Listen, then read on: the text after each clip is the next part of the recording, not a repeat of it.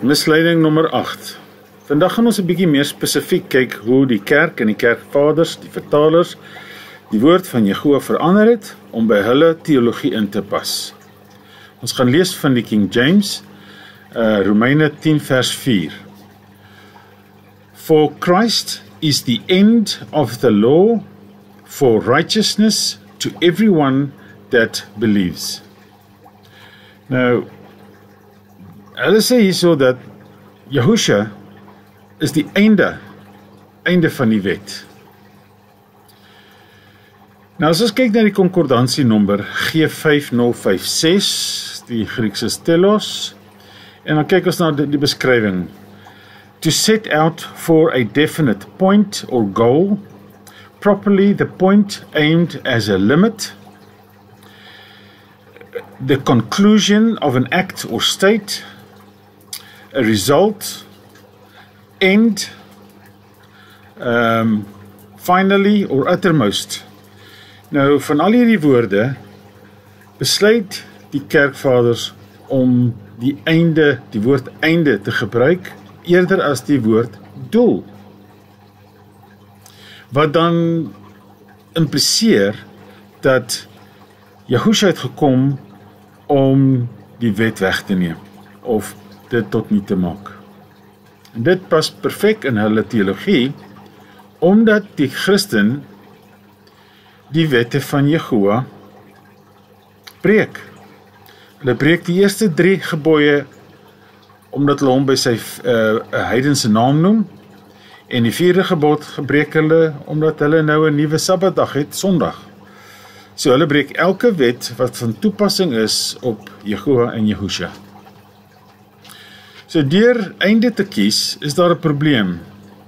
Hulle het nie net die Torah afgeskaf nie, maar hulle het ook van Messiah Yahusha mee weggedoen. Want Yahusha is die sleutel van die kennis. Ons lees in Johannes 1 vers 1. In the beginning was the Word, and the Word was with Elohim, and the Word was Elohim. So Yahusha is die woord. En as hulle van die woord ontslae raak, dan raak hulle ontslae van Yahusha.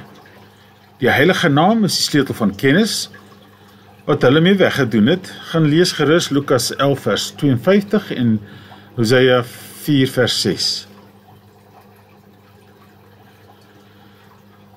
So daarom het hulle sy heilige naam, sy verbond, sy Torah en vasgestelde tye verander.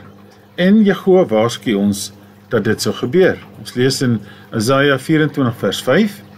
For the earth has been defiled under its inhabitants, because they have transgressed the Torah, changed the law, and broken the everlasting covenant. Die waarheid is dat Torah beteken onderrig, om ons te leer. Yahusha het gekom om 'n voorbeeld vir ons te wees. Hy is van wie ons leer, ons voorbeeld, die doel waarom ons leef en ons eindbestemming. Nou kom ons kyk hoe dit moet gewees. Waar dit sê dat Yahusha is die doel van die Torah. Ons lees Romeine 10 vers 4. Messiah is the goal of the Torah unto righteousness to everyone who believes. Hy is die doel, nie die beëindiging van die Torah nie. Waarom is hy die doel? En wat is die doel? Ons lees Psalm 34 vers 15. The eyes of Jehovah are on the righteous, and his ears unto their cry. As jy die Torah onderhou, dan is jy geregtig. Ons lees in 1 Petrus 3 vers 12. Because the eyes of Jehovah are on the righteous, and his ear are open to their prayers, but the face of Jehovah is against those who do evil. So die Jehovah se oë is gerig op die wat geregtigheid leef, maar hy kyk weg van die wat kwaad doen, of die Torah nie onderhou nie. As ons kyk na die eindtyd wat ons nou in leef, wat is die duiwel? Wat doen hy? Veg hy teen die ongeregtige of die geregtige? Openbaring 12 vers 17. And the dragon was enraged with the woman, and he went to fight with the remnant of her seed, those guarding the commands of Elohim, and possessing the witness of Yahushua Messiah. Kan jy sien? Dit is die doel van die duiwel, om die wat Yahushua volg en sy woord onderhou, te vernietig. Bewaak jy Jehovah se gebooie?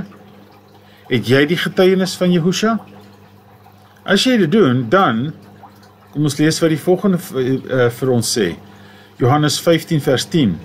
If you guard my commands, you shall stay in my love, even as I have guarded my Father's commands and stay in his love.